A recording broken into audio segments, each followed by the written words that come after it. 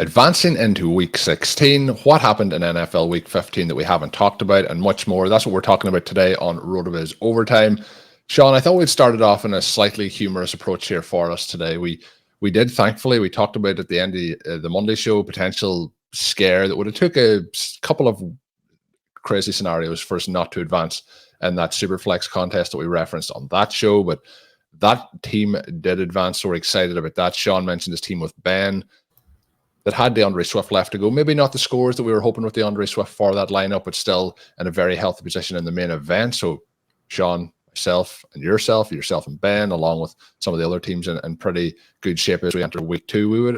We were joking before the show started. You always want more, and I think for people listening to the show on Monday, they may have kind of got the feeling that maybe I was being a little bit too greedy as I sit here in hindsight and I'm looking at the highest scoring teams of the week in the main event and how our team finished. Did you get some feedback that, like, if our team had the most points that it scored all year, that you shouldn't be complaining? Probably in that kind of vein of commentary, yeah. So I do feel as I've stepped away from the situation. I feel a little bit better about it, Shawn, as the dust settles, but it felt like we could be in that first overall spot, and that's not where we currently sit. But looking forward to this coming week, and of course, the holiday weeks are here, whether you celebrate Christmas or something else, hopefully it's a nice time for you. And if you don't celebrate anything, you can celebrate NFL week 16 as you head towards the fantasy football playoffs. So lots going on. Shout out to all the listeners out there who also advance teams in some of the big contests like BBM4. Some listeners getting in touch, Shawn, with you that have advanced 10 tickets through. I also had Tom Strachan, who does some amazing best ball content and looks at all the different scenarios for all the contests in terms of the payouts and advances and so on. But Shawn, drafted with us in the OT Listener League. That team is advanced through, and his for the Superflex contest as well. So those pods not set up at the time of recording, but who knows, maybe we'll face off with Tom again in that, because he really truly crushed us in that Listener League. So looking forward to seeing how everyone does over the next couple of days. But Shawn, the one thing that we do want to take a note of is the Reanimators series. We started the Reanimators this offseason, took over a team over at the FFPC in the RotoViz Triflex format. That team was going very, very strong until Justin Jefferson got injured. It has had some trials and tribulations over that time, but we felt we were still set up pretty strong heading into the playoffs. We're in a pretty good spot as we move through Sunday, but unfortunately, we were looking for 24 points from Swift, and we just didn't get over the line on Monday Night Football with that. And with that all, bearing in mind, that team has slipped up. But the one thing I wanted to mention is to tie two things together. Our main event final last week that we were beaten by one of the OT listeners, we faced off in that, and Shawn put out a challenge to the fantasy gods, let's just say, in that one with our buddy DeAndre Hopkins. And Hopkins, in fairness, the week before that had put up 5 for 75 and a touchdown, but we didn't think, Shawn, that he was going 7 for 124 and a touchdown, and particularly not in the last 2 drives of that particular contest, and that was what done us in our main event final. But he is one of our Reanimators players, Shawn, and we were thinking maybe he gets us through this week. But unfortunately, the Tennessee Titans, who had a huge win against the Miami Dolphins last week on Monday Night Football, lose in overtime to the Houston Texans, and Hopkins, 9 targets, 2 receptions, 21 yards. So I mentioned there a moment ago, we were hoping for 24 from DeAndre Swift, but most of that was because we got absolutely nothing from DeAndre Hopkins. So 2 weeks in a row, maybe the fantasy gods were just saying to Shawn, don't ever test this again with DeAndre Hopkins, but we didn't get over the line. But in terms of that contest, pretty interesting game overall. Treylon Burks, Shawn, flashed a couple of times in it. 3 targets, 3 receptions, 62 yards, 37, the longest reception. Tajay Spears involved again in the run game, 9 for 30 for him. 16 rush attempts over Derrick Henry, just the 9 yards on that. They really did struggle in the run game, Shawn. Combined 30 attempts for 66 yards, which is not great. Noah Brown, 8 for 82 and a touchdown on that side. And then we also get Devin Singletary, 26 carries, 121 yards. Did get in the end zone at the end, but it was called back for a holding penalty, which probably would have taken him up to the 150-ish yard marker and a touchdown, which would have been a big day. He had 4 for 49 on 5 targets as well. One other note in this, Shawn, 2 of the craziest plays were, certain interceptions that turned into not interceptions, I guess, completions to wide receivers and tight ends. Dalton Schultz has a catch that set up 4th and goal, a terrible decision by Case Keenum to throw it. And then he somehow came down with it, and Chris Moore in overtime had a similar play that continued a drive there. But the one scary note that I'll mention in this game as well is Will Levis, thankfully, since the game, seems to be a relatively minor injury for him, but he gets bent up very badly in this late in the contest. And I was scared that this was a long-term injury. So thankfully that wasn't the case. But Shawn, I just wanted to start the show with, I think it can be a humorous note for people listening. And I know our listeners that bet us in the main event, they'll be laughing, but maybe I don't know if they had him in the main event lineup this week in the chase. So I haven't been in touch about that, but yeah, tricky one here with DeAndre Hopkins 2 weeks in a row being the cause of our pain. And when you pull up Blair's Wrong Read article and you're looking through some of the advanced stats and how this matchup works, it's not one that the Tennessee Titans should have struggled with. Colm, I've gotten great joy from this whole deal. When you and I were talking about it yesterday, we were pointing out the back-to-back performances and the way that they worked. You went with that and then pretty aggressive. And I've never heard, I mean, we obviously don't curse on the show or just like in our discourse back and forth. And so to have that be the first time that I'd heard something like that from you, I mean, I may have laughed for minutes straight. It was very cathartic and I loved it. DeAndre Hopkins is in our lineup very grudgingly, right? But unfortunately, this team has not had the young receivers advance. Jerry Jeudy, we discussed the previous week, not getting the target volume, that passing offense doesn't work, but when he has had chances, has not played well. I think you've got to say the same thing for George Pickens, who is in the lineup and again is in trouble this week for his flagrant lack of effort. I think if you want to embrace the weirdness of George Pickens, you want to embrace the personality. There are a lot of great things there, but it's just difficult to embrace laziness or an unwillingness to fight for your teammates. So that part on top of the poor performances is pretty frustrating. Jameson Williams has started to do some cool things, but doesn't have the volume you need to play. You mentioned Will Levis getting rolled up. Jameson Williams had a scary tackle in this game, but also appears to be okay. So that's very exciting. If you're a Lions fan, even though it doesn't actually look like he's going to be a fantasy relevant player for a while, maybe not ever, which would be tough considering where he was drafted, but he is starting to do some things for them in reality that force the defense to account. And that's making the guys that we're heavily invested in, and Goff and Gibbs and LaPorta and Amon-Ra St. Brown, it's helping them because when you have someone that fast, and this is something where you're looking at teams like the Patriots, like the Chiefs, like the Panthers, and, why are they struggling in different areas? Why does Mac Jones get benched? Why is Bryce Young having, a cataclysmic rookie season? It's like, you need to help those guys out. To have a Lions team where a Jameson Williams can just be a niche performer, it really draws that contrast into very stark relief. And then we have Quentin Johnston, who does score at the end of garbage time. And I actually still have some decent hopes for him, but we do want to understand what the trajectory is there. It's onto sort of a Treylon Burks, Rashad Bateman type of trajectory. I don't think it's, to the level of Sky Moore, but it would be nice if Johnston scored some at the end. So when you got some of those guys on your bench, DeAndre Hopkins is going to be in the lineup. I said I wasn't scared of him. I'm also never going to expect in 2023 to be carried by him. The rest of our guys need to score, and they did not. Colm, you mentioned the rushing performances in this game with Tyjae Spears and Derrick Henry. Again, just some great notes if you get a chance each week to peruse Blair's work. This is a team in the Texans that came in best in the league in rushing fantasy points over expectation allowed. So if you're looking at it from a fantasy perspective, that's relevant to you. You're looking at it from a reality perspective, trying to mix those types of things to get a full feel. They were second best in rushing success rate and yards before contact allowed. And so one of the things you're thinking there, it does help defensively to not let the guy get started, right? So this Houston Texans team has been very difficult to run on.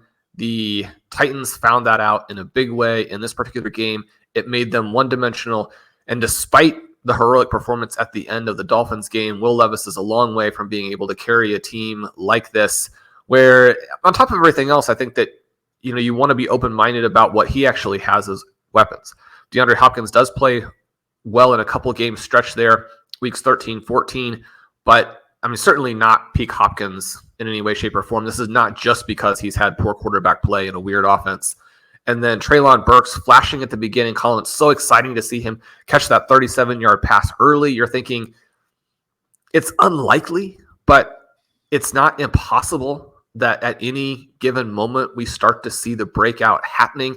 You think about some of the things that did happen this week that were very exciting, where James Cook had been on the way to this, but then has, his coming out party in just such a massive way. You think about Ty Chandler, somebody who in his, bits and pieces of opportunity to this point in the season had still very visibly with the eye test looked better than Alexander Madison, but hits in a huge way, which, I had a nice note from Pat this morning saying that the team that he and I drafted with Eric Beimfor on his marathon drafts back on 7/18, that team had advanced to BBM semifinals, which was very exciting. It's always cool to see that.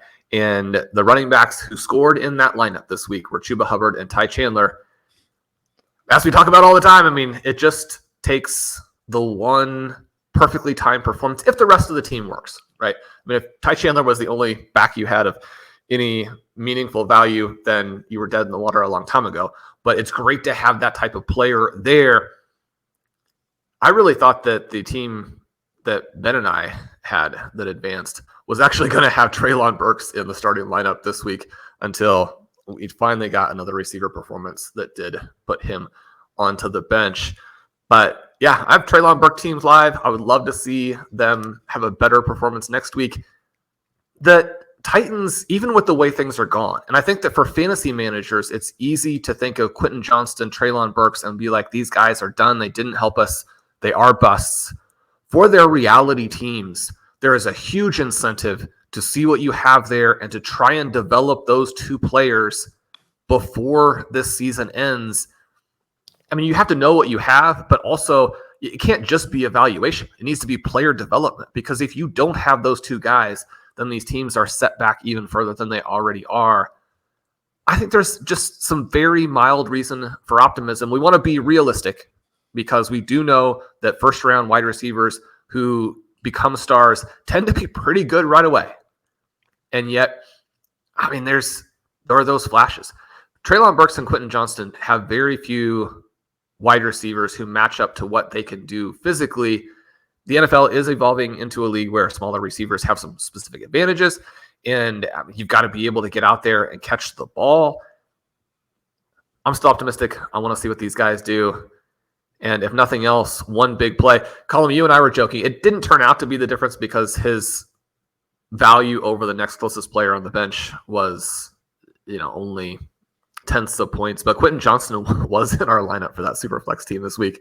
So maybe he can get to 15 in this upcoming weekend. We get some Easton stick to Quentin Johnston. We'll see what we get, Shawn. But you never know which players, and I've mentioned this on a lot of these shows recently, is when you get to this point, you just want to see how many players you have available, and you never know which one of those may be the one to get you over the line, because in weeks where a player goes off, the likes of Christian McCaffrey this week, sometimes it's just about having those other 10 points to get you over the line at the end of it. So yeah, Quentin Johnston getting us over the line there. Shawn, looking at Monday Night Football, JSN and Drew Lock got the Seattle Seahawks over the line in that one. This was one where coming in, Jalen Hurts seemed like a lot of quarterback questions coming into this one, I guess. Jalen Hurts, obviously with the illness, and he plays. Drew Lock, Geno Smith also active. Late questions as to who was actually going to be playing a quarterback for the Seahawks in this one. Drew Lock does play 208 passing yards, 1 touchdown, 22 of 33. the highlight play, the touchdown to JSN, which was his 4th reception on 4 targets for 48 yards and a touchdown. That was a 29-yard reception for him. I had a lot of people reaching out prior to Monday Night Football to say they were hoping for certain things from JSN. Obviously, on the wider range of skills there, they may not have got those teams over the line, but I'm hoping that listeners out there would have got some positive results based on JSN's performance in this one. A nice catch from him. But the star, Shawn, of this for the Seahawks, I think, has to be Kenneth Walker. 19 carries, 86 yards, 1 touchdown, also 3 for 26 off 3 targets in the receiving game. Then on the other side, I've seen some people, Shawn, posting memes today on Twitter. I know we say this, or X, whatever people want to call it at this point. Shawn's not going to see them, and I should have taken a screenshot and shared it with you, Shawn. Joking about DeAndre Swift not getting in the end zone, and it was half a face of Jalen Hurts and half a face of Jamal Williams. Is he haunted at the 1 yard line? Well, Colm, everything was going so well, and then you bring up those two things in concert. I had kind of buried those Jamal Williams memories. That is absolutely brutal. I'm having if you think about like every time if he gets tackled inside the 5 over the last 2 seasons, the amount of potential touchdowns left on the board. And when you're looking at this game, you're thinking about how are the other running backs going to get involved in it. Well, Gainwell has 6 carries to his 18, and Swift ran really well, I thought, in this one. But Swift has 3 targets, 2 receptions for the 1 yard. Gainwell 1 target, so he is again leading this backfield. But we had talked about the potential positive stretch here, and I think this is one of Swift's best performances. But it feels like they are still underutilizing him in a huge way. I think there should be more targets going his way, and I think when he's at the moment, there's rush attempts where I think that he is almost on the potential read option style plays where he could get the ball or Hurts gets it, and I think the threat of Swift is what's opening up Hurts, whereas you would have thought it would have been the other way around. The threat of Hurts potentially going on the edge would have opened up it for Swift. We talked about this last week as well with the Eagles and potentially, losing their identity a little bit here. After this game, kind of concerning comments from Jalen Hurts in his press conference talking about the team possibly not being committed enough, and things like that. When you're 10-4 at one point, one of the favorites for the number 1 seed, there's a lot of concerns with what we're expecting from the Eagles moving forward. We get 10 targets for AJ Brown, but 5 for 56 going his way. We get 5 targets for Devontae Smith, 5 for 50. And then with Hurts, 17 of 31, 143 passing yards, 2 interceptions, no passing touchdowns. One of those interceptions at the very end of the game, obviously very questionable. He does get in with the 2 short rushing touchdowns. He has 82 yards on the ground, but from a passing perspective, this team is struggling quite a bit, and outside of the run game, there's not a huge amount happening over the last couple of weeks here. Yeah, so much really to unpack in this particular game. And you mentioned the comments about the team not being committed enough. There, I think, are some real concerns about coaching here. And usually when a team is as good as the Philadelphia Eagles were last year, and they were very, very good, and they're good on both sides of the ball, and they have playmakers on both sides of the ball, and the coordinators leave, you're thinking to yourself, and this can go a lot of different directions, but there's a big difference from being a coordinator and being the top guy. And my belief is that in most of these situations, the top guy is the person who makes it all go. And so it doesn't mean the coordinators can't go somewhere and be very good. Mike McDaniel has been astonishing. A lot of the coaches in that tree have done a great job. By contrast, a lot of the guys in the Andy Reid group, in the Bill Belichick group, maybe not quite as much. There are different things going on here, and you're not going to just paint with a broad brush and say, generally speaking, this is how it works, this is how it doesn't work. But when we look at what's happened with the Eagles this season, and you think about how well the Colts have played despite losing Anthony Richardson early, you think about how hard the Cardinals have played. And I mean, the Cardinals have a lot of problems, but I think if you watch what they've done this season, I mean, if Kyler Murray were actually a franchise quarterback, then that team would be in great shape going forward. The contrast here, where they make a change on the defensive side. And again, I think are some elements of scapegoating. We talked about that a little bit with Buffalo, even though, Buffalo obviously very happy with the way things have gone the last couple of weeks.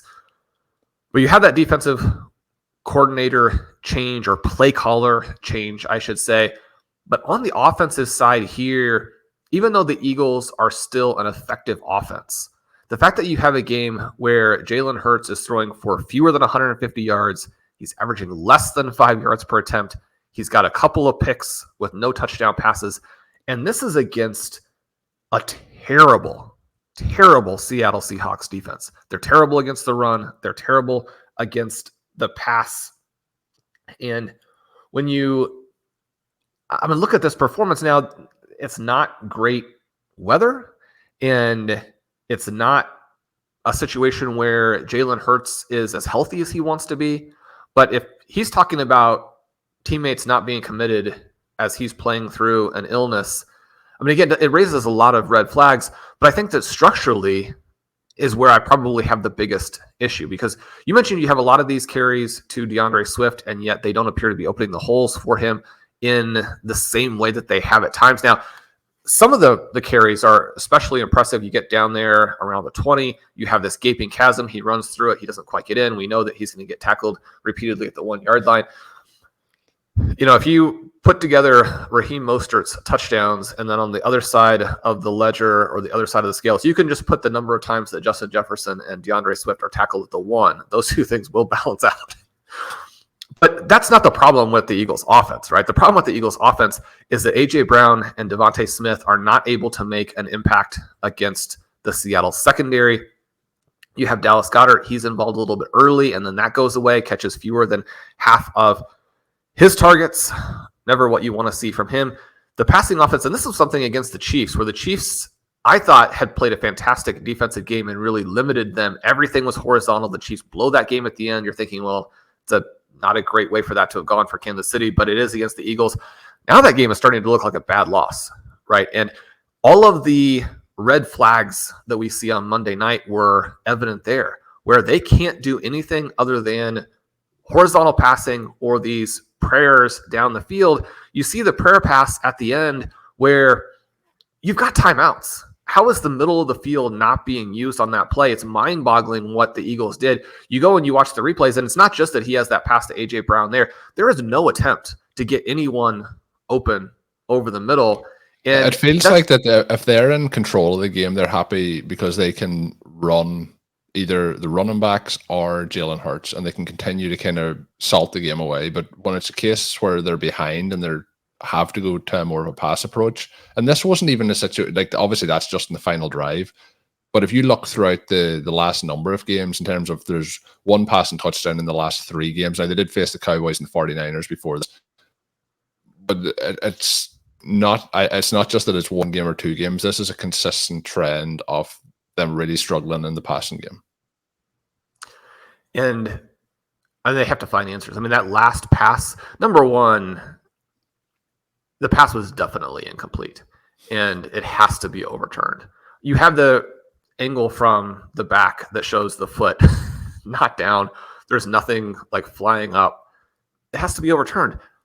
Officiate these games correctly. This would have been so much fun if they have another play.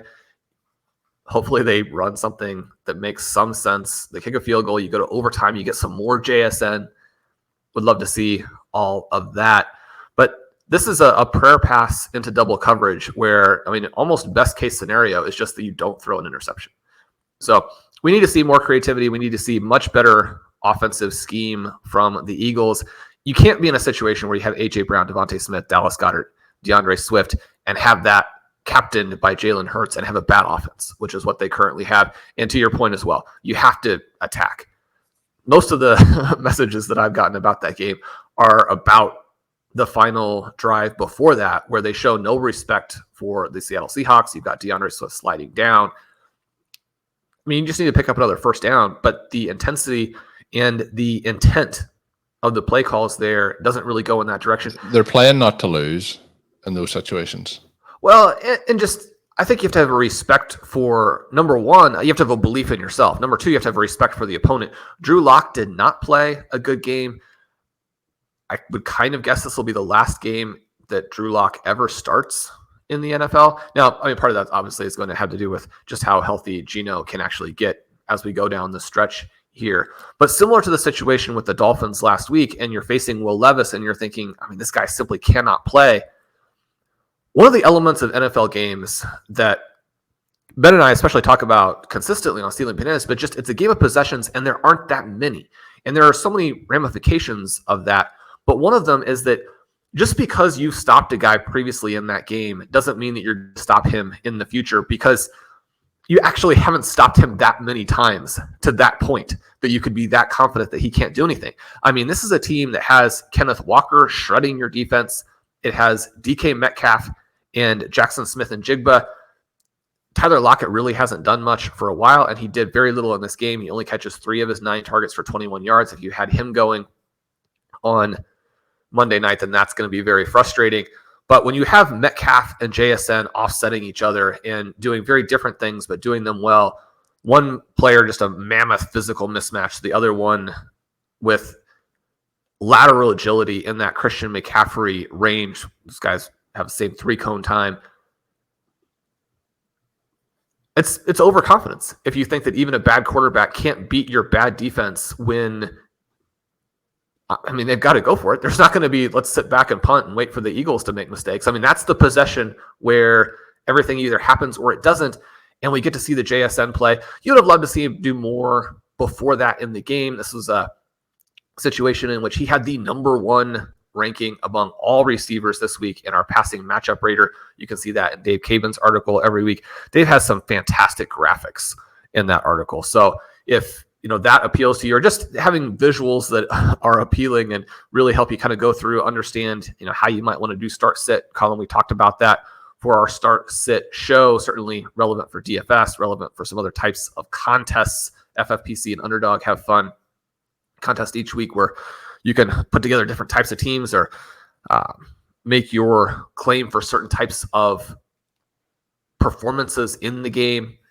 The tools are so good for that.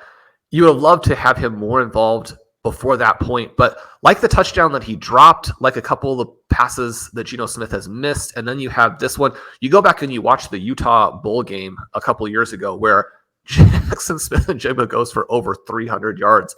Now, I've joked that his quarterback in that game was CJ Stroud, who can make anybody look superhuman, or at least can make the specific guys he's had who are good players make look very, very good. So maybe this is almost exclusively a CJ Stroud type of phenomenon. But I mean, JSN has made these plays in the past, gets open, great grabs in the corner of the end zone.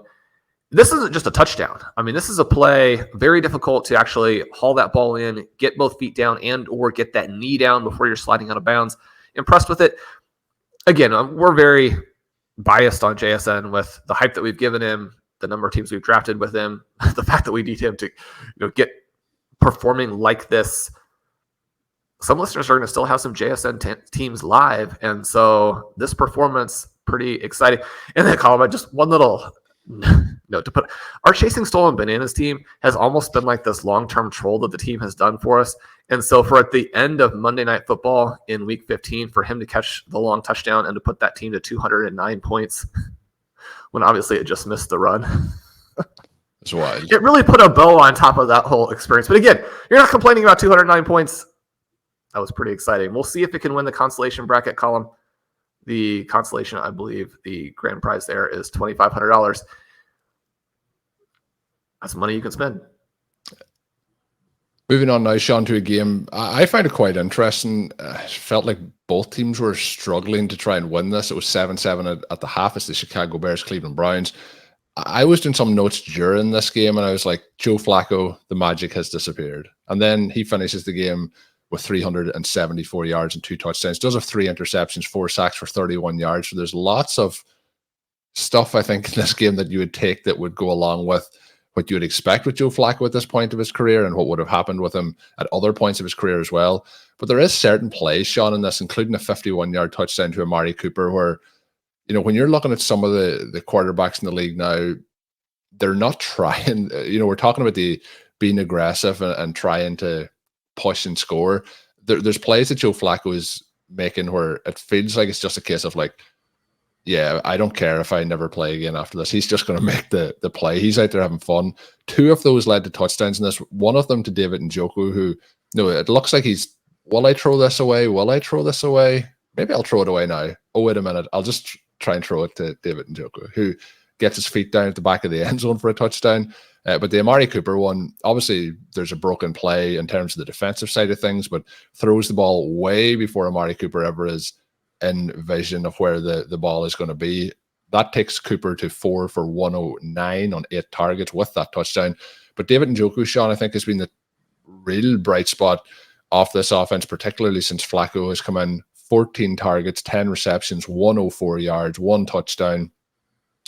He is kind of feels like he's fulfilling the potential that he had for a long, long time that we thought that maybe would never be realized. And he's been very impressive. Anyone playing in regular formats with scoring like this is going to be happy with Njoku's performance, but anyone that is playing in tight end premium is seeing some really great stuff from him. He scored double-digit points in PPR formats over his last 9, and all but one of his last 9 games, and has really dominated in terms of target shares there. Outside of the rest of the roster, we have Jerome Ford at 5 targets. We have Cedric Tillman with 8 targets, but Njoku and Cooper, the main focus here. And this one, nothing on the ground, 18 carries for 29 yards for the Cleveland Browns.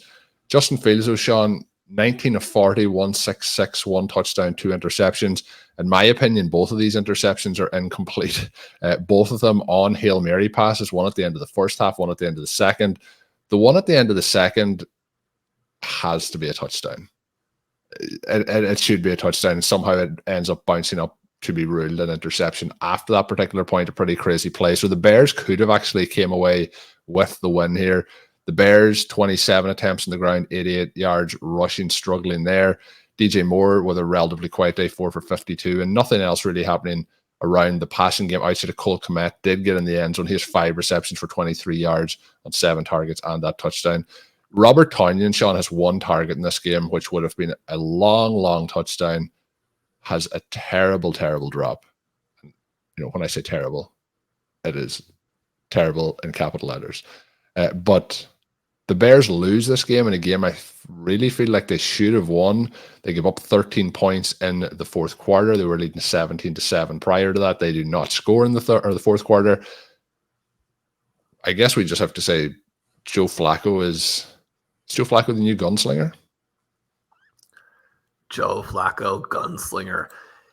Yeah, I love to watch him play because the arm strength is so crazy. He throws those 50-yard passes like they are absolutely nothing. And also, you get the impression that, as you mentioned, he's not concerned. He's not playing for his career, Colm. He's playing for fun. He's playing for this season. You hope he's playing for his teammates, and he's playing extremely well. And so that part is a lot of fun. Say well, I mean, they score a couple of times at the end of this game to win. Generally speaking, the Chicago Bears defense, which has been on the rise since they made those trades that you referenced, has played extremely well. This game featured a ton of possessions when we're talking about that. And so that is going to help with the opportunity to come to the rescue like he does. It is a game that starts with a punt, a punt, a punt, a punt, a punt, a punt, a punt, a punt, an interception. And then we finally get a couple of touchdowns there before we finish punt, punt, interception. And as you mentioned, that interception just in the first half is incomplete. I guess I'm not sure how the second one could be incomplete, Colm. That one appeared to never be particularly close to the ground. But as you say, just really unfortunate for Darnell Mooney. We like Mooney, and he's struggled to find a role this year behind DJ Moore and Colm. Fields really needs him for this offense to take that next step, because one of the things that does happen is that once they get up 17-7, then we're back in the situation where they go punt, downs, punt, punt, punt, and then the Hail Mary interception. And those punt drives, not long. And so you're not able to finish the game off despite having the rushing quarterback, despite having 3 interesting running backs. It's tricky, Colm, when you're trying to decide how you want to deploy these guys, when you think you do have 3 players who can play Deontay Foreman has had a good season, but he rushes for -6 yards on the 6 carries in this one. You have Khalil Herbert, who has been very good. One of the things that I talked about after they signed Foreman was that would give them, I believe, 2 of the top 5 or top 6 players in the 2022 yards over expected on a per carry basis. So you have guys who were very efficient the previous season, and then they go and they draft Rashawn Johnson on top of that. I'm not saying it would have changed the outcome in this particular game, although Cleveland's rush defense had been in free fall coming into it. But when you're trying to get 3 different guys involved, it's hard for me as an outsider to see how that's going to optimize these guys getting into a rhythm. I think that Roschon can play. I think that Herbert can play. I think that Foreman can play. I don't think the answer is to try and get all 3 of them involved in the same game. And Colm, the overall offensive output here from Chicago is disappointing. One of the scores to get to that 17 points is on a pick 6 that obviously goes against Joe Flacco, but also underlines the ineffectiveness of the Bears in this particular game on the offensive side. I think that Amari Cooper has tended to be an overrated reality and fantasy player over the last several seasons, but that doesn't mean he's a bad player. And when you look at what he's able to do when they have a quarterback who can throw the ball a little bit, he's got a 51-yard touchdown in this game where, there are some defensive breakdowns. He shouldn't be able to have that much after the catch without the Bears being able to get the angle, do something to stop him. And yet again, when you have that flexibility, when you have a quarterback who can open up that part of the offense, there's just so much more that you can do. And then we really have to talk about David Njoku, who's been absolutely awesome since the beginning of week 8. And one of the things here, looking at that, Trey McBride, Sam LaPorta have been the absolute and utter dominators in that stretch.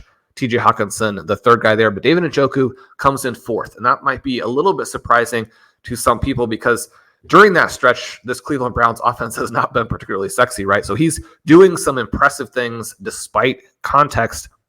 Over the last 2 games, he hits 20 points in consecutive performances this particular game, and they needed every single yard of this to win this game. Sets a new career high with 14 targets. He gains 100 receiving yards for only the 2nd time. We've talked about patience with someone like a Ty Chandler. We've talked about patience with JSN.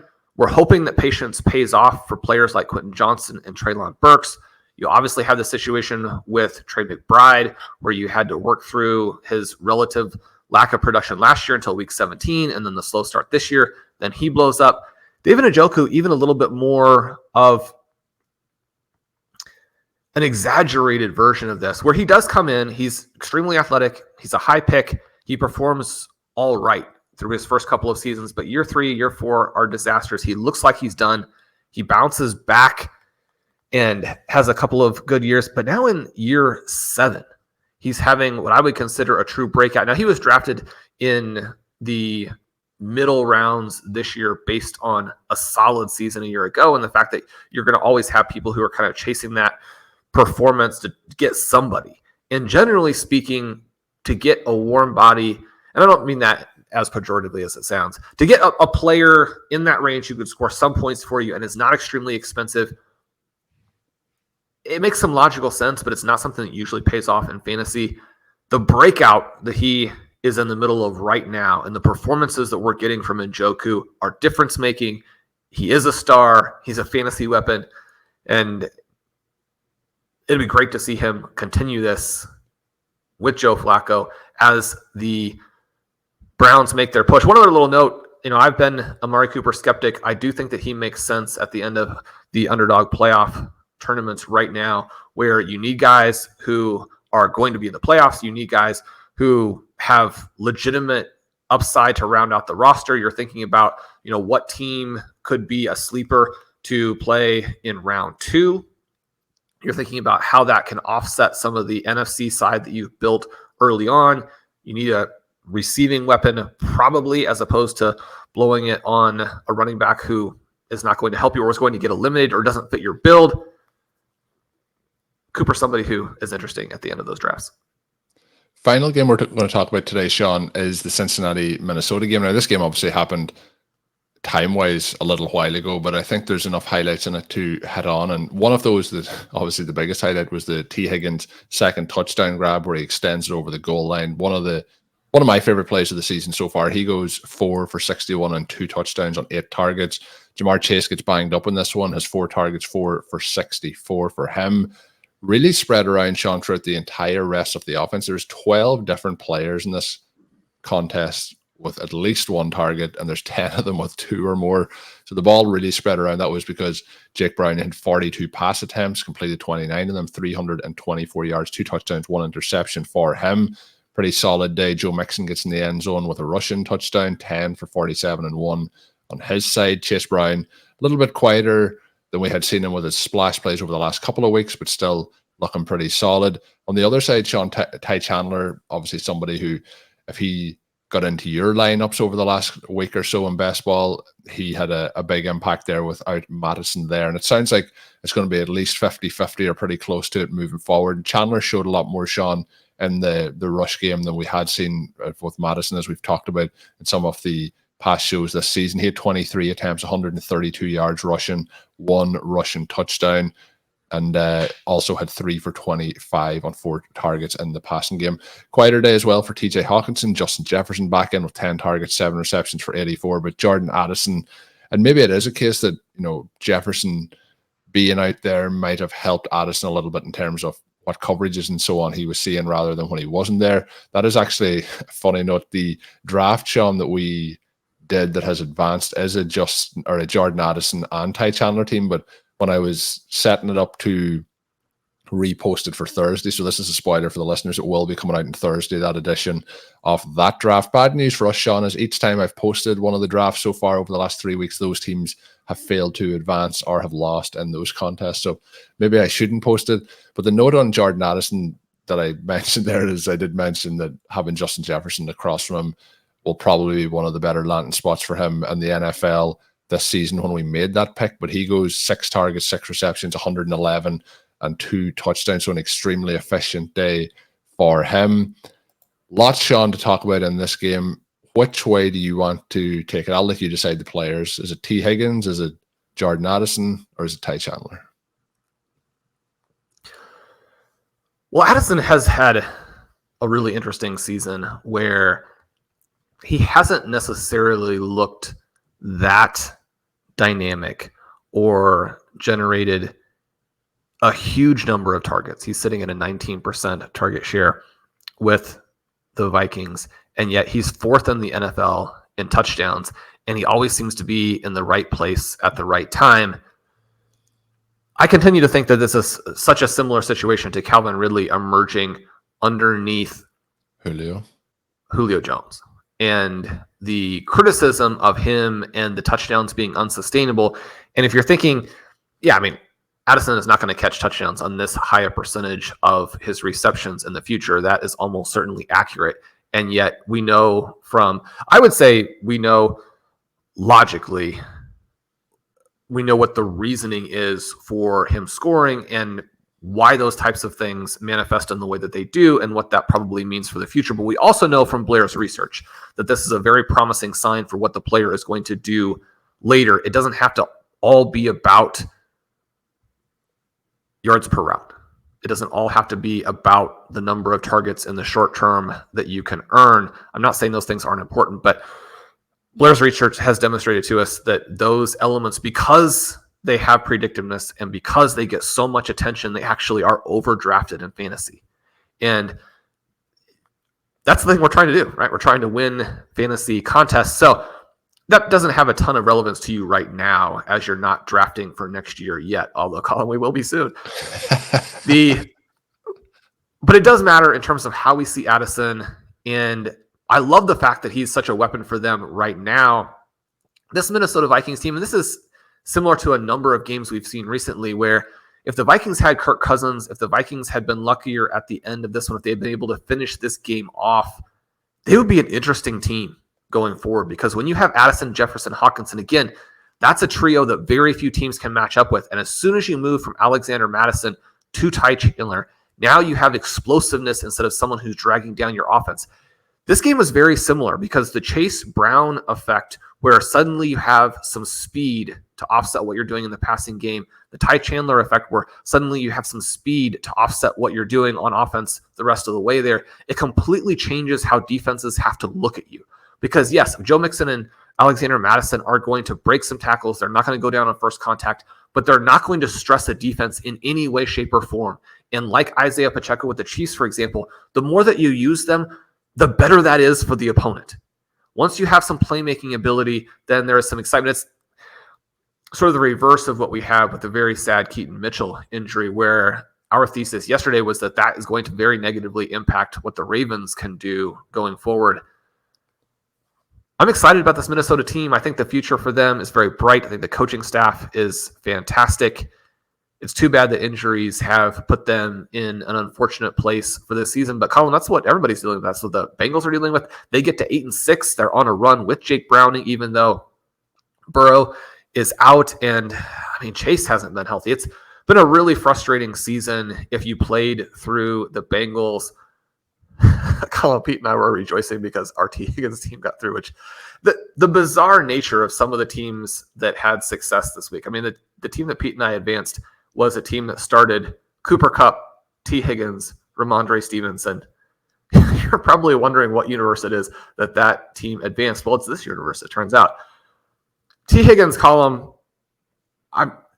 you don't even get frustrated by it anymore because it seems inevitable. There were 2 plays in this game where you think you've got a long reception, and then upon review, you realize, oh, well, he actually didn't catch that.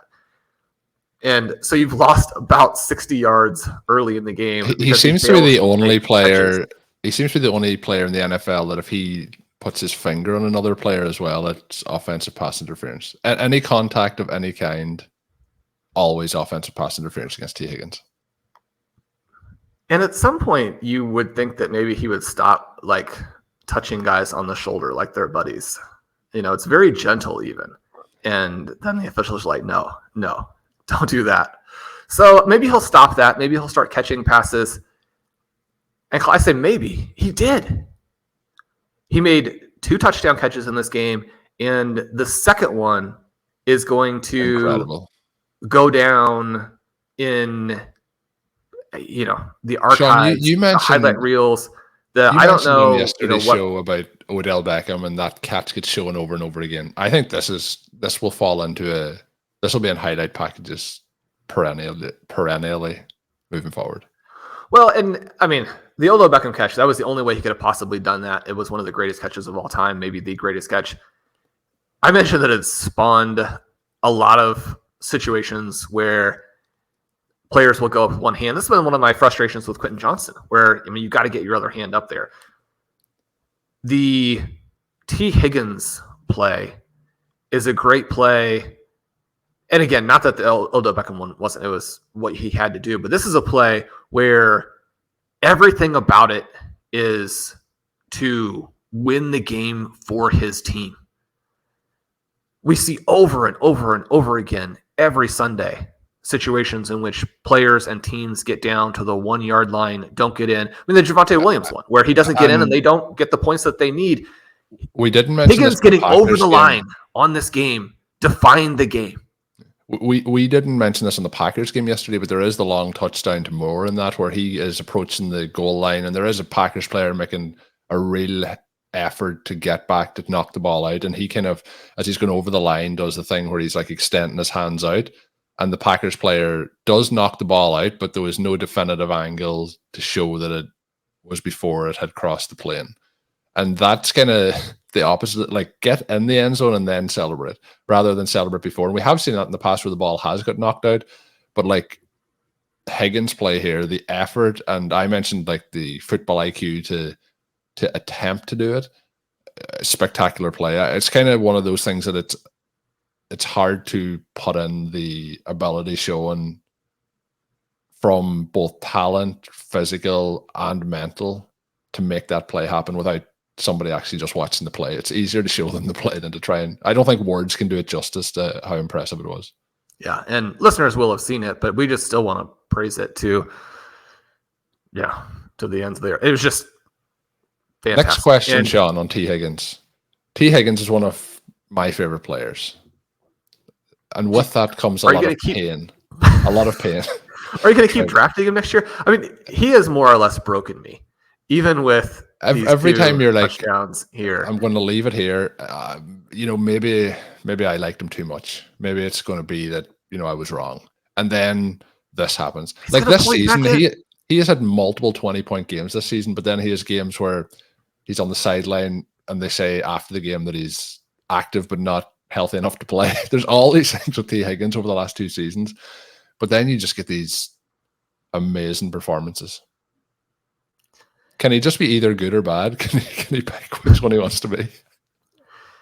And you're in for the long term, right? Because as soon as you have gotten as many seasons with as high exposure as we've gotten, you can never be out, because you can never be sitting there saying, I didn't draft him the season where he went 1,717, right? When he has that 100-yard a game, one touchdown a game season, if you didn't have exposure in that season, you would never forgive yourself. You'd probably never play fantasy again. So we're kind of tied to Tee Higgins, unfortunately, for emotional and psychological reasons. What are we going to do, Shawn, if we get a situation where Tee Higgins ends up on the Houston Texans? 101, high end. 101. Here we come, baby. Please, for any listeners listening at this point of the show, if that does happen, please try to keep us in check over the draft season in 2024. But it would be exciting. 2024 off-season, Tee Higgins signs with the Kansas City Chiefs. Oh, yeah. There's a lot of Colm and Tee Higgins go 101 and 102. Yeah. We'll probably get a terrible landing spot, Shawn, that crushes all our hopes and dreams. That can happen in free agency as well. But that is going to bring us to the end of this episode. We will be back with our Friday edition of RotoViz OT. We will let you know on Friday what our plans are beyond with the holidays and so on. So the easiest way to get all those shows when they're available is to subscribe to the RotoViz Overtime podcast feed. You'll get them once they are out. Like I mentioned on Thursday, anytime there's a bonus show, it will pop up in your feed. So all that content coming your way. You can also check out Shawn's Monday piece. It is available now on rotoviz.com. I will link it in today's show notes. That is going to wrap us up as we head into week 16. Basically the semifinals of all formats across the fantasy football industry. So whatever you're playing in, good luck this week. My name is Colm Kelly. You can follow me on Twitter at Overtime Ireland. My co-host is Shawn Siegele. Until we are back, have a good one.